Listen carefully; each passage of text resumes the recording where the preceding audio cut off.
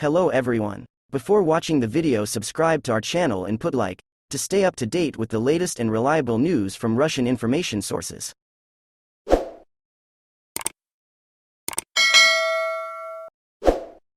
China has eased some of its strict COVID rules in an apparent attempt to alleviate economic pressures and cool escalating discontent, though authorities insist their war against the pandemic remains unchanged. The changes include shortening quarantine periods by 2 days for close contacts of infected people and for travelers arriving in the country, as well as scrapping a rule that penalizes airlines for bringing in too many cases. The move came a day after President Xi Jinping and the country's top decision-makers in the Communist Party's Politburo Standing Committee heard a work report on COVID measures. The announcement made by the National Health Commission stressed that the country will not waver from the dynamic zero-COVID policy, and changes were only made to enhance the anti-pandemic measures. The situation is still grave and complicated. We must maintain strategic focus and take more resolute and decisive measures to curb the spread of the pandemic and concentrate on the extermination war in key areas, the Commission said. At a regular press briefing, the Chinese Foreign Ministry spokesperson Zhao Lijin told reporters, "This certainly does not mean we can slacken in our response or even simply end COVID restrictions and lie flat, give up. China has improved and adjusted its containment measures in response to the way the virus mutates."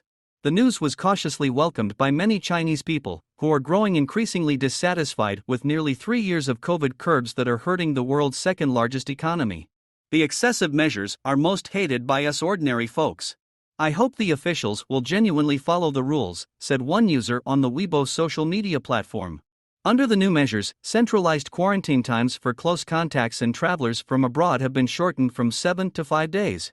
The requirement for 3 further days in home isolation after centralized quarantine remains. China will also stop trying to identify secondary contacts, a major annoyance for residents of cities who are caught up in sweeping contact tracing efforts when a case is found, while still identifying close contacts. The Commission said it would also develop a plan to accelerate vaccinations, which experts say is crucial before the country can begin more fully scaling back a zero-COVID policy that has made China a global outlier. Among the new measures is an adjustment of categorization of COVID risk areas to high and low, eliminating a medium category in a bid to minimize the number of people caught up in control measures.